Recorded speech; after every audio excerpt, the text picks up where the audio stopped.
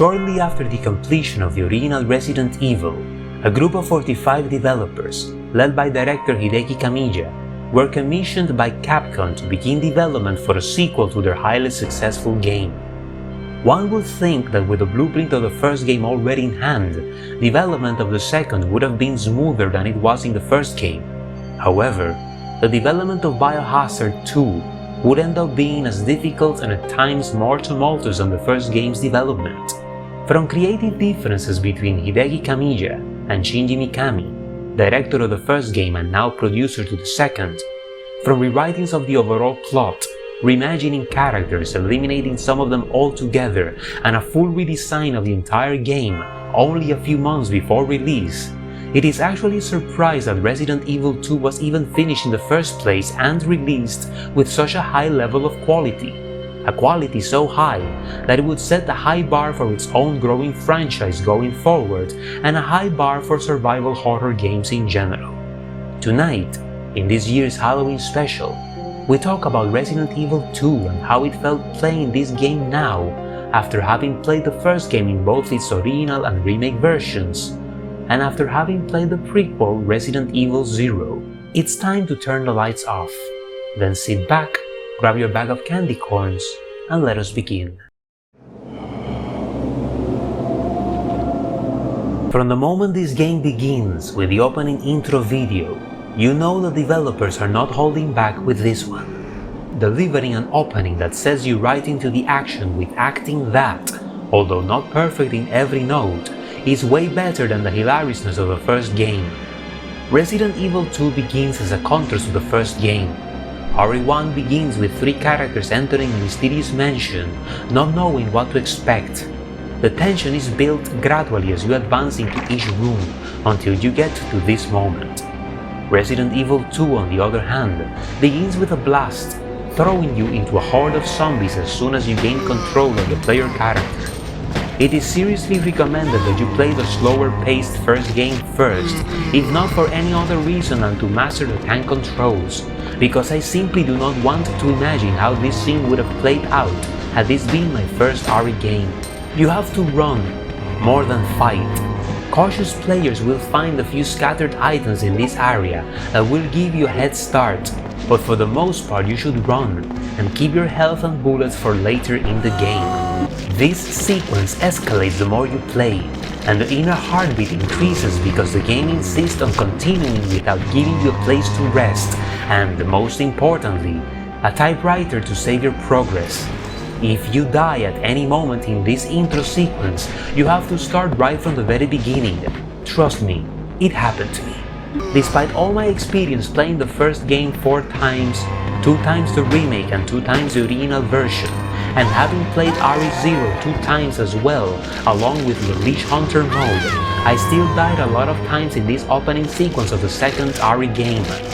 This opening section is masterful in representing the obvious desperation and sense of disorientation the character is feeling at the moment.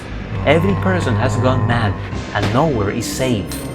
When you finally arrive at the Raccoon Police Department, things slow down, but you are not safe. Resources are scarce, you can barely save the game, and every room you pick is filled with zombies and other sorts of monstrosities. This was my second night playing this game, trying to figure out where to start exploring because nowhere is better and I was dying everywhere. Unlike the first game, which gives you several empty rooms and corridors to start exploring and gathering resources to tackle the rooms that do inhabit enemies, RE2 forces you to engage with these monster-filled scenarios from the very beginning.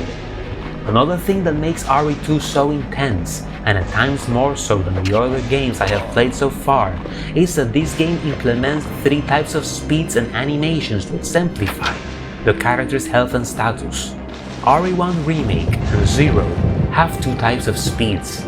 Normal speed, which is the default speed of any character and happens when you are in a fine, healthy condition, and injured speed, which happens the moment you enter cautious status all the way down to the red, danger status. At this point, you start moving slower, but nothing that breaks your flow of movement. You will still retain enough speed as to outrun most enemies in both games. RE2, however, introduces a third type of speed.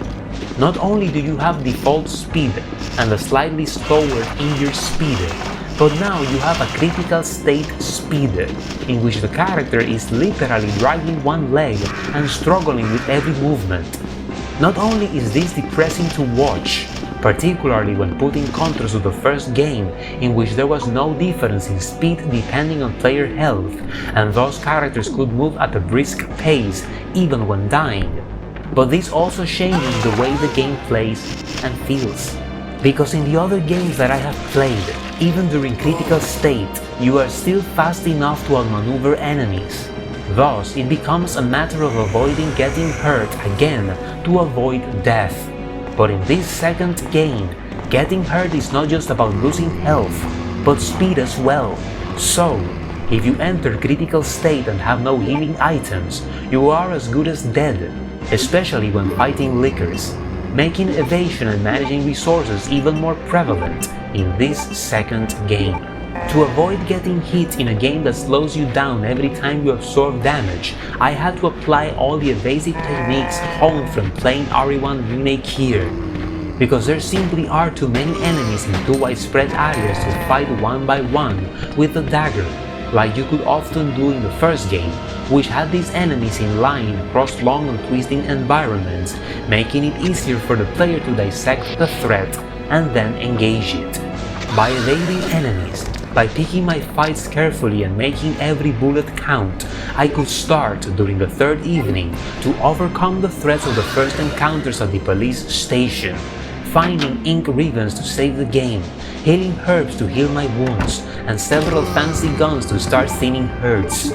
Very much like the other games I have played in this franchise, RE2 is masterful when it comes to increasing the tension, and when things have escalated long and hard enough, the developers relinquish said tension, allowing you to enter, for the first time, into your very first safe room. The music in these games is masterful, and the safe room themes so far haven't failed. They are recognizable the moment you enter, that sense of eerie safe loneliness. I clearly understand why so many people take these rooms as a metaphor to quiet, reflective moments in life. This room will not eliminate the problems and dangers outside, both in the game and in real life. Sooner or later you will have to face those dangers again, but for the time being, you are safe. Afterwards, the game will continue playing with you, giving you a sense of power as you continue exploring and besting threats, and then introducing you to new threats that challenge your confidence. I so much enjoyed this, because the game allows you to play smart, and the challenges that it throws at you feel fair within the context of this survival horror experience.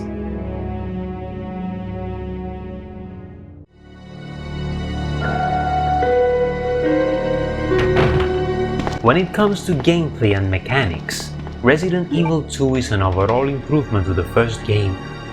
For the first time in the series, we have a button allocated for the map, allowing us to quickly access it without having to enter the inventory menu first and then triggering off the satellite view, as it was in the original game. The map is also bigger and easier to understand now, clearly highlighting your position and differentiating key doors by color. Obviously, the map is still a long way from being as good as RE1 remakes, but it's still a massive improvement from the original game. The gameplay is very similar, although everything feels more polished and an overall improvement from the first game. This game is certainly leaning more on combat due to the larger quantity of enemies and it giving you more ammo to handle these fights, but nothing feels out of place or game-breaking. You still have to manage your resources and sometimes avoid conflict entirely. And some things have been changed or removed to make the game harder. When you start this game, you will immediately notice that this game has no auto-aim. So now you have to manually turn the character to shoot at the enemies, otherwise you can miss your shots. This is really not as problematic as it might sound at first, because usually enemies are close and in tight spaces, so missing them is actually hard. The biggest disadvantage that removing auto-aim gives to this new experience is the fact that you can no longer use it to locate hidden enemies. Usually, when you enter a room in these games, you can rarely see what's on the other side. The camera is often on your face, and you are left with nothing but sound to decipher the nature of the threats lurking within the unknown. This is done on purpose to increase the level of dread that comes from exploring uncharted territory. However, experienced RE players often press the aim button so that the character auto-aims at the enemy, revealing its position to the player. In RE2, however, this technique is no longer viable. Nothing game-breaking, but still a little nuisance worth pointing out. Very much like the first game, you can choose between two characters in the game.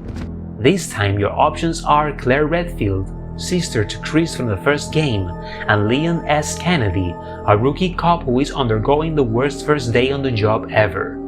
Unlike the first game, in which one of the protagonists is captured at the beginning, and your chosen player character can find and rescue the other at the ending, Claire and Leon stay in touch throughout their respective campaigns, encountering each other at times and communicating via walkie-talkies. Unlike the first game, in which the characters had different skills that allowed for different solutions to puzzles and boss fights in their respective campaigns, the protagonists in RE2 share more similarities. Claire and Leon are equally capable of fighting the same bosses and solving the same puzzles. Their main difference as player characters come more in the tools they start with and the weapons they find. For example, Claire starts with a picklock, which allows her to open locked desks and gain access to resources sooner, and Leon has a lighter, which allows him to solve lighter-based puzzles without always having to backtrack to an item box to pick it back again. Claire has access to the bowgun, a high-tech crossbow that fires rounds of bolts without need of reloading. This weapon would make Daryl Dixon envious, while Leon has access to the classic Remington shotgun. Some of these weapons can also be upgraded if you find different parts across the game world. For example, the Asian K VP-70, Leon's default sidearm, can be upgraded to this bigger version, which allows you to fire 3 shots at once instead of 1, doing more damage to the enemies at the risk of depleting your ammo count sooner, so caution is advised. This upgrade system would return in future games like RE0. The biggest difference between how each game handles its dual protagonists is that in RE1, the story was the same, but each character could solve it in different ways due to their strengths and weaknesses. In RE2, however, the difference doesn't rely as much on the characters per se, but in what order you play each campaign.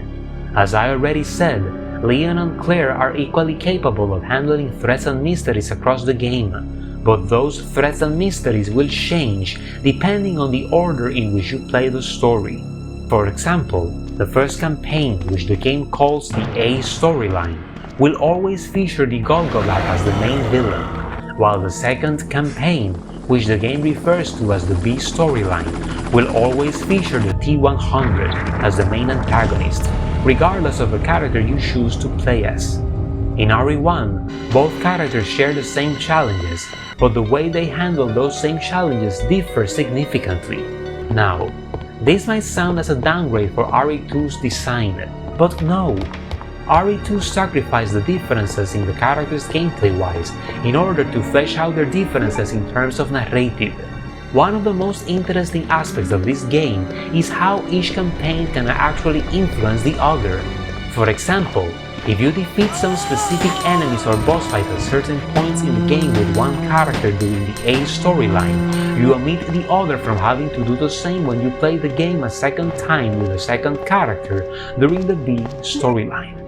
The same goes for puzzles. If you blow open the pathway blocked by the crashed helicopter with Claire, then you don't have to do it again with Leon in his campaign. Each campaign even shares dialogues that you see from different points of view. Leon, come in. I found the girl, and I've cleared the wreckage that was blocking the corridor. Got it.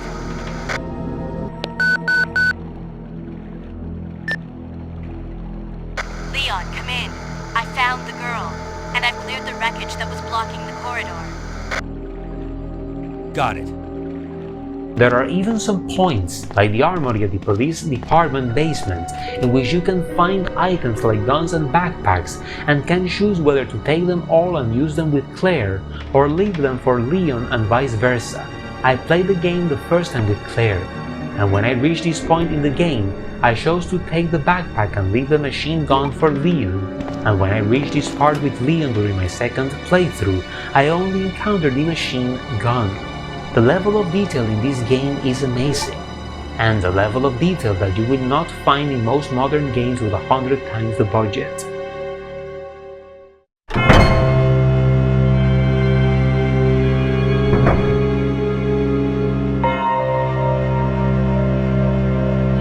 One of RE2's strongest angles is its atmosphere, nailed deep by its amazing sound work. The footsteps are louder and more resonant now, making you feel more exposed. Sound work is great in this game, and believe me when I tell you that I hissed with trepidation each time I heard the soft moan and hisses that forewarned the presence of a licker somewhere in the room. The music of this game is another place where the sequel improved upon the first game by a mile. Resident Evil 1 had great music, some of which is iconic to this day, like the save room theme, but some pieces like the ones used during tense sequences could feel dissonant, adding to the overall cheesiness of that game and breaking the tension of the horror experience in unintended ways. There was no false note in RE2, however. The music always feels adequate to the situation. The theme used at the main hall of the police department fills every corner of that vast expanse with ominous grandeur. The theme used at the streets of Raccoon City fills you with dread as well as heaviness at the realization that the city is lost to the dead. Some of these pieces were so well composed that they even gave me some Shadows of Darkness vibes. This game follows the same beats in terms of aesthetics and atmosphere as the first game, a style that defines Resident Evil as Resident Evil. The police department, very much like the Spencer Mansion of the first game, is a wide, older building filled with antiques that is modernized by computers and high-tech weaponry. The music encapsulates those vibes perfectly. The score becomes more dreadful and less elegant when you start exploring the basement and sewer levels, and it becomes high-tech and even space-like when you reach the final lab levels. But not all music in Resident Evil 2 is dark and eerie. Some of it actually fills you with peace, like the safe room theme, and other pieces, like the ones used during Ada and Sherry sequences, were as moving as Rebecca's theme in the first game.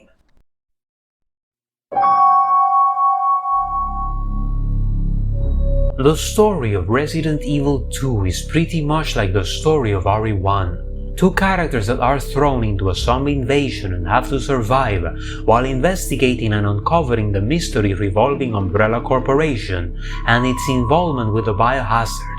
At first, I didn't like that approach because the game is revolving around the same mysteries that we uncovered already in the first game.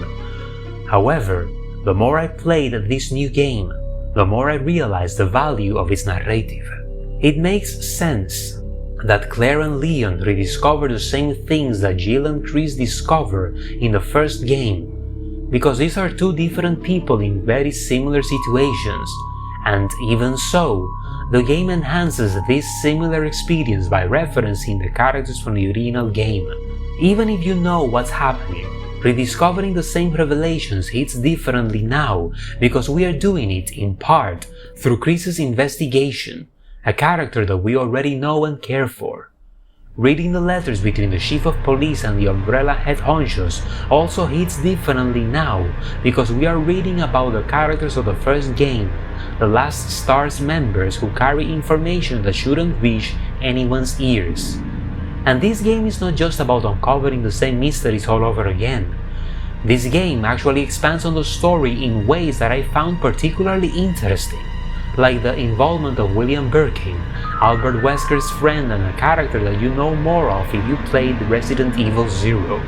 Since I had already played this prequel game, I quickly recognized the G-Virus from the second game as that project that Birkin was so protectively and obsessively talking about in 0. Resident Evil 2 not just expands on the story from the first game and its lore, but it also expands on the way it is told. The campaigns in RE1 function as two separate versions of the same story, even if both are confirmed as canon. In RE2, however, the campaigns are treated as different points of view within one big storyline. That way, the opening sequence, for example, is the same sequence but seen through either Leon or Claire's point of view. When they meet in the same time and place, only that they arrive at the scene from two different angles, and when they separate, the game puts them in two different starting points. That way, each character arrives at the police station as agreed, but from two different entrances, and you end up braving through the police station and solving the puzzles almost in reverse order. This reminded me of the secret escape levels from Shadwen, which had you backtrack the same levels from the main game but in reverse order, symbolizing your escape. Resident Evil 2's approach on storytelling is bold and perhaps a bit risky, because the game depends on various playthroughs for you to get the entirety of the overall story.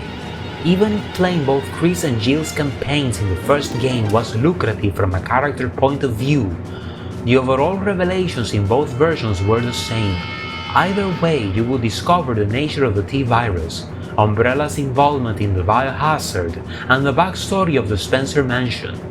But in RE2, there are complete storylines that you will uncover only with Leon or Claire.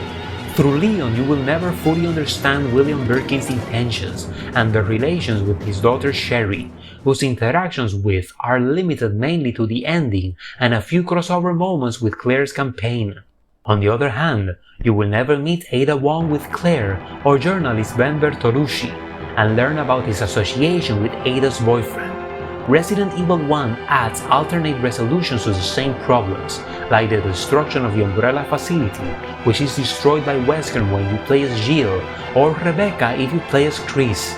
But in the sequel, there are some questions that are never answered in either version of both campaigns.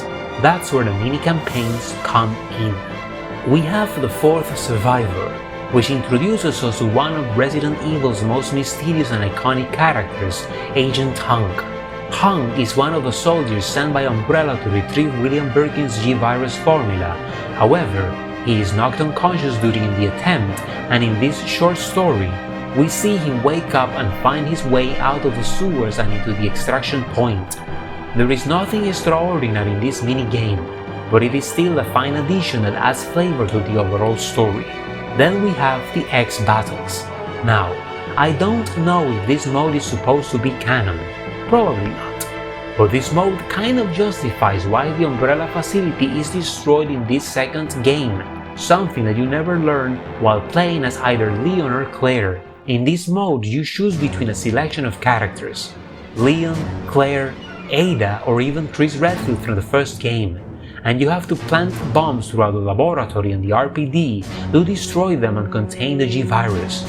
Depending on whatever character you choose, you can add this minigame to the overall narrative of the game. Either Claire or Leon destroyed the facility, or Ada did, or even the same Chris Redfield, coming from afar to thwart Umbrella's activities.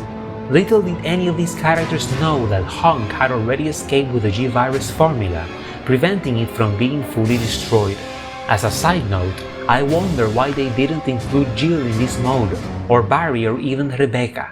The same Hunk would have made a lot of sense here. After picking a sampler of the virus, he destroys the building along with the evidence. Even if at first I encountered the narrative of RE1 better, both in the remake and the original, and I kind of prefer the story of RE0 as well, Resident Evil 2 still has a lot of good things going for itself, things that I liked the more I played this game. The campaign system that share events from one to the other, the short stories that fill gaps in the main narrative, all of these things make for one solid package that will engage you with tight storytelling and an incredibly fun and satisfying gameplay loop.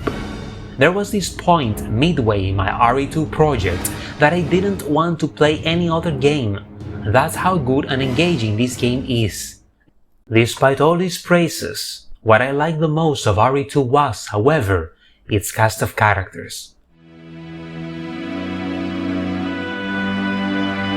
As we all know at this point, the story of Resident Evil 2 is divided between two main campaigns, Leon's and Claire's. Each one of them has their own unique story moments as well as supporting characters. If you play as Leon, your recurring companion will be Ada Wong, and if you play as Claire, your supporting character is Sherry Birkin.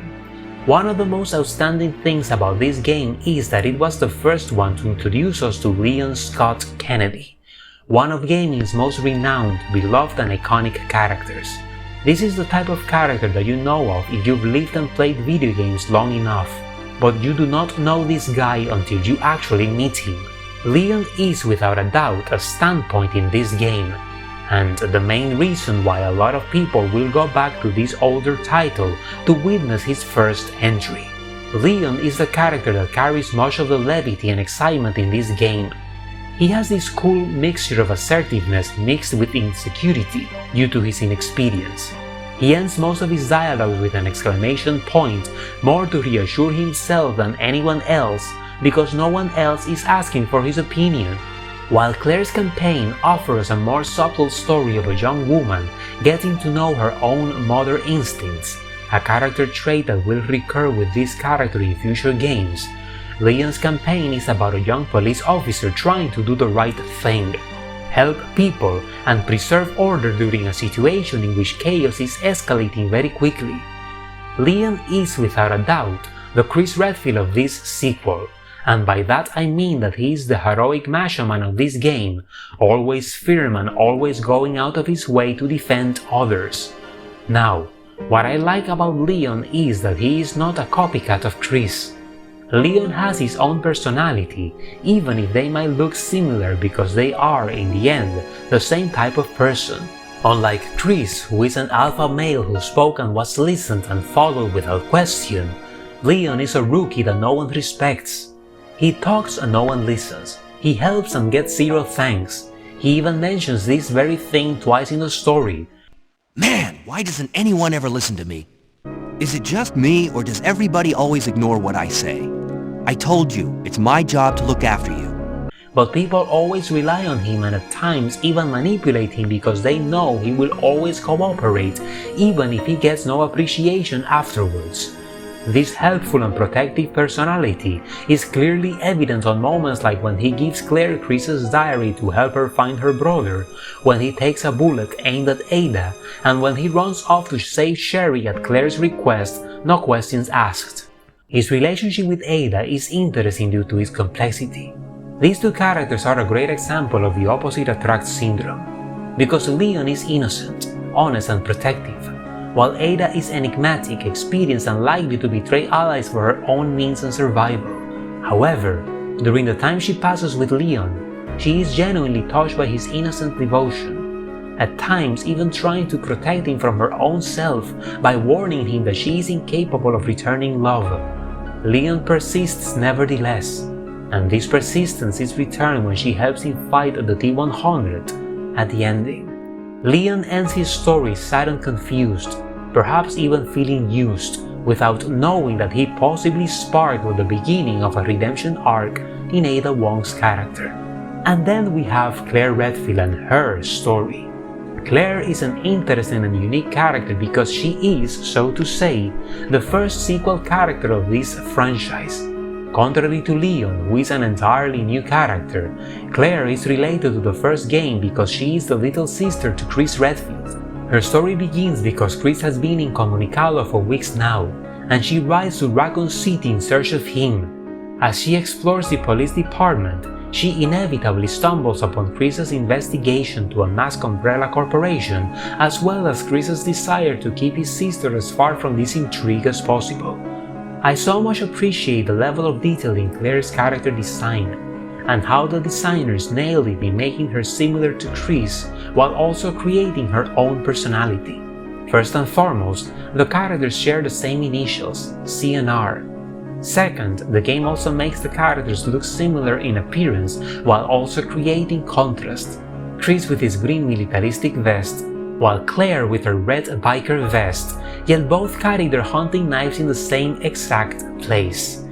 Chris's militaristic looks and Claire's biker attire serve as visual cues to demonstrate that both characters are resourceful and fit to survive the zombie invasion. However, these details also tell us about each of the characters' personalities. Chris is the classic American elder brother, big, strong, militaristic, and good-natured, while Claire, with her biker outfit, hints at a more maverick personality.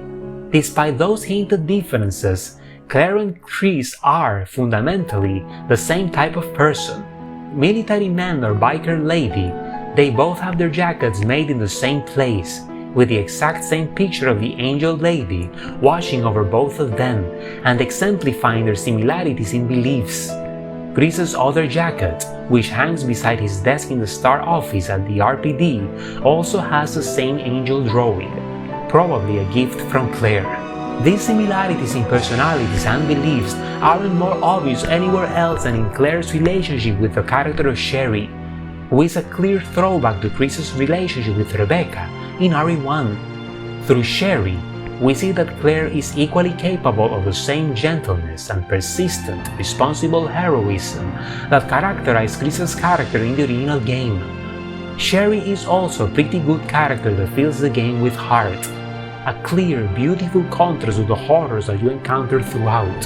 Her playable parts were some of my favorite moments in the entire game, and the dynamic of Sherry being able to pass through cracks and pick up things out of Claire's reach reminded me a little of Rebecca's teamwork with Billy Cohen in RE0. There were moments in this story that made me wince with worry, and the resolutions filled my expression with a smile when so many things lately do not.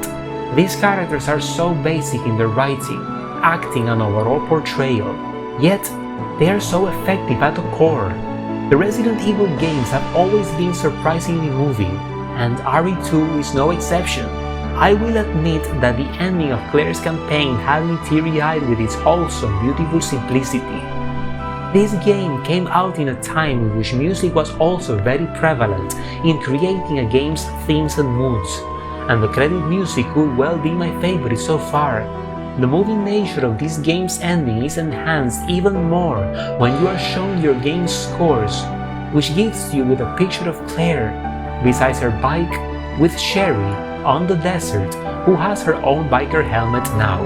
Claire's longer hair signifies that some time has passed since the events of RE2, and that the two characters have bonded even more through all this time. I imagine this picture was taken by Leon sometime before Claire separated from them to continue her search for her missing brother. A sad yet beautiful touch, and the perfect way to end a great story. I remember that some time ago, when I made my RE0 video, I said that the characters and their straightforward nature was one of the things I was liking the most about this franchise, and that I couldn't wait to meet Claire and Leon. Well, now I have, and I must say that I am completely satisfied with what I found. One of the things that I like the most about Resident Evil 2 in particular is that every character gets their chance to shine and be heroes. It's not just Claire or Leon or Ada during several parts of the game. I mean, even the villains have their redeeming moments, like the time when William Birkin, even with his sanity gone due to mutation, slays the sadistic Chief Irons who sought to harm his daughter, or when Annette Birkin joins forces with Claire to save Sherry's life. Most of the plotlines in this game revolve around the character of Sherry Birkin, who is lovable, helpful, and by the time we reach the end, even she manages to lend a hand and save the day. Resident Evil 2 is one of the most important games in this 30-year-long franchise, and it wasn't only because it polished and improved upon basically everything the original game already did well, thus creating the groundwork for future games in the series and genre, and not just because of its ambition in design and writing, but because of the characters that fill the experience with levity, relatability, and soul. Even if it is easy to look back at these games and laugh at their quirky animations, cheesy writing, and over-the-top acting, games like RE2 and all the others I've covered so far in the channel have become even more relevant today than they already were back in the days, because they demonstrate that you can have a wide cast of characters, with true diversity of gender, race, and even age, without dehumanizing or outright demonizing one in favor of the other.